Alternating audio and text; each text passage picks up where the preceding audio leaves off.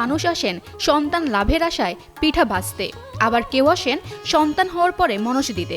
উৎসবটি হিন্দু ধর্মাবলম্বীদের আয়োজন হলেও স্থানীয় বিভিন্ন ধর্মের নারী পুরুষরা অনুষ্ঠান উপভোগ করতে আসেন।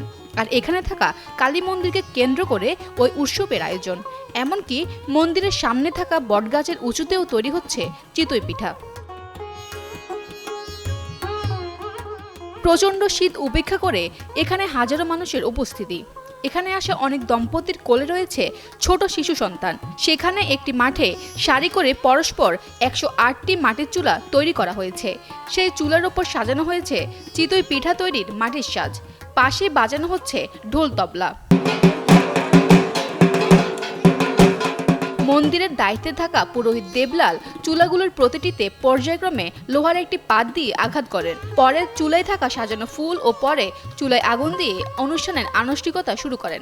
108টি চুলায় পর্যায়ক্রমে পিঠা তৈরিতে অংশ নেন বিভিন্ন স্থান থেকে আসা বিভিন্ন বয়সের নারীরা। এখানে আমি এসেছি ঠাকুর বাড়িতে, আমার মনস্কামনা মা পূরণ করেছে।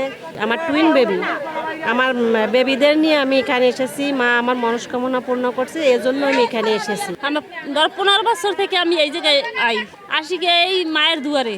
আমার 3 মেয়ের পর 1 ছেলে হয়েছে। 1340 সাল থেকে এই মন্দির প্রতিষ্ঠার পর থেকে বিভিন্ন অনুষ্ঠান পালন করে আসছেন। স্বপ্নে পাওয়া এই অনুষ্ঠান বংশীয়ভাবে ধরে রেখেছে বলে জানান মন্দিরের দায়িত্বে থাকা পুরোহিত দেবলাল চক্রবর্তী।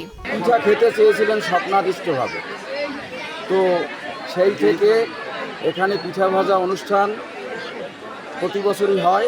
অনেক ভক্তবৃন্দের আগমন ঘটে, সবাই যার যার মনস্কামনা মায়ের কাছে পূর্ণ করে। বিশেষ করে যারা নিঃসন্তান তারা এখানে আসে সন্তান লাভের আশায়, মা তাদের সন্তান দেয়। তো আমাদের সেই প্রথম থেকেই এখানে নিয়ম হচ্ছে যে সন্তান যারা লাভ করবে তারা চালের গুঁড়ি নিয়ে এসে পিঠা ভেজে মাকে খাওয়াবে। তাই এখানে চিতই পিঠা, সাজের পিঠা যেটা, এইটা তৈরি হয়। ফিরোজপুরের নাজিরপুরে প্রতি বছরের মতো এবারও মঙ্গলবার সন্ধ্যায় উৎসবটি শুরু হয়ে শেষ হয় বুধবার সকাল 10:30টার দিকে। ফিরোজপুর থেকে ওহিদুজ্জামানের পাঠানো তথ্যচিত্রে ডেস্ক রিপোর্ট, কালের কণ্ঠ।